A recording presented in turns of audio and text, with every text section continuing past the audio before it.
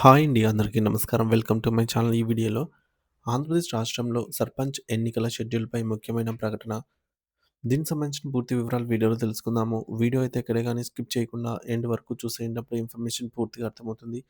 అలాగే వీడియో చూస్తున్న ప్రతి ఒక్కరు వీడియోకైతే లైక్ చేయండి ఫ్రెండ్స్. ఈ వీడియోని తోటి ఉద్యోగ, పరిశ్రమ మిత్రులతో అయితే షేర్ చేయండి.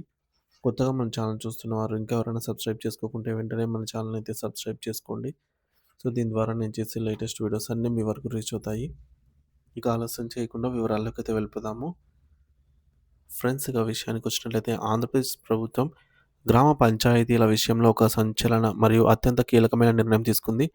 రాష్ట్రంలో గ్రామ పంచాయతీల విభజన మరియు పునర్నిర్మాణంపై గత కొంతకాలంగా కొనసాగుతున్న నిషేధాన్ని ప్రభుత్వం తాత్కాలికంగా ఎత్తివేస్తూ ఉత్తర్వులు జారీ చేసింది. పంచాయతీరాజ్ శాఖ ముఖ్య కార్యదర్శి శశిభూషణ్ కుమార్ గారు నవంబర్ 27వ తేదీన ఈ మేరకు అధికారిక ఆదేశాలిచ్చారు. తదుపరి ఆదేశాలు వచ్చే వరకు ఈ ప్రక్రియ అమల్లో ఉంటుందని, దీనిపై తక్షణమే చర్యలు చేపట్టి నివేదికలు సిద్ధం చేయాలని రాష్ట్ర పంచాయతీరాజ్ మరియు గ్రామీణాభివృద్ధి శాఖ కమిషనర్‌ను ప్రభుత్వం అయితే ఆదేశించింది. అసలు ఈ నిర్ణయం వెనుకున్నటువంటి ప్రధాన కారణం రాబోయే స్థానిక సంస్థ స్థానిక సంస్థల ఎన్నికలు. ఆంధ్రప్రదేశ్‌లో ప్రస్తుతం ఉన్న సర్పంచులు, ఎంపీటీసీలు మరియు జడ్పీటీసీ సభ్యుల పదవీ కాలం 2026 మార్చి నాటికి ముగియనుంది. ఈ గడువు ముగియకముందే ఎన్నికల ప్రక్రియను పకడ్బందీగా నిర్వహించాలని రాష్ట్ర ఎన్నికల కమిషన్ ఎస్ఈసీ కృతనిశ్చయంతో అయితే ఉంది.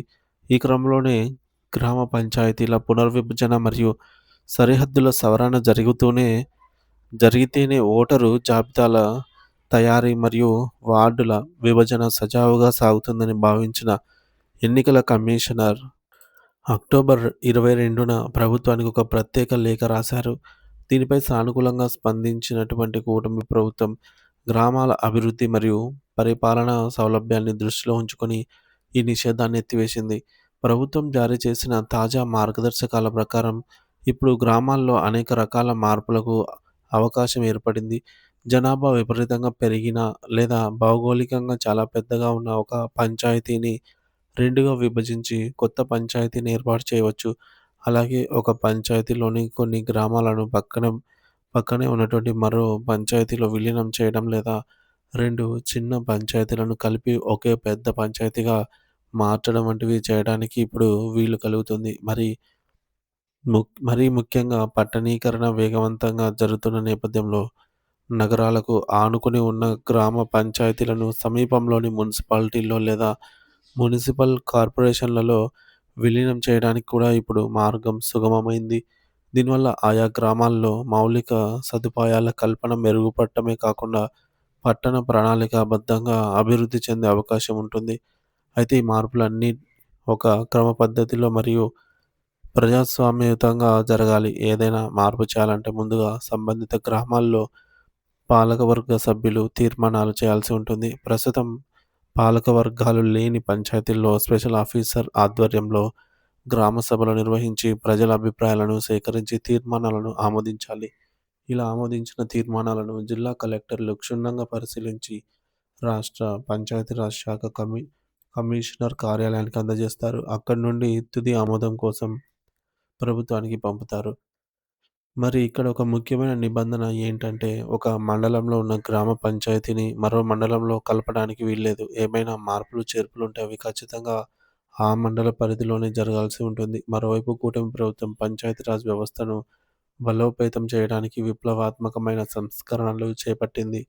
ఇందులో భాగంగా గతంలో ఉన్న కలెక్టర్ల విధానాన్ని పూర్తిగా రద్దు చేశారు. గతంలో ఉన్న 7,244 క్లస్టర్ల స్థానంలో ఇప్పుడు దాదాపుగా 13,000 గ్రామ పంచాయతీలను స్వతంత్ర పరిపాలనా యూనిట్లుగా మార్చారు. అంటే ఇకపై ప్రతి పంచాయతీ ఒక స్వయం ప్రతిపత్తి గల వ్యవస్థగా అయితే వ్యవహరిస్తుంది. పారిశుద్ధ్యం, త్రాగునీటి సరఫరా, గ్రామీణ ప్రణాళిక, వీధి దీపాల నిర్వహణ, ఇంజనీరింగ్ పనులు మరియు పన్నుల వసూలు వంటి కీలక విభాగాలు ప్రతి పంచాయతీలోనూ స్వతంత్రంగా పనిచేస్తాయి. దీనివల్ల నిధుల మళ్లింపు ఆగిపోవడమే కాకుండా గ్రామాల్లో సమస్యల పరిష్కారం వేగవంతం అవుతుంది. ఈ సంస్కరణల అమలుకు ప్రభుత్వం ఇప్పటికే అనవసరమైన అన్ని రకాల ఉత్తర్వులను జారీ చేసింది. త్వరలోనే ఈ విభజన ప్రక్రియ పూర్తి కాగానే పంచాయతీ ఎన్నికల నిర్వహణకు రంగం సిద్ధం కానుంది.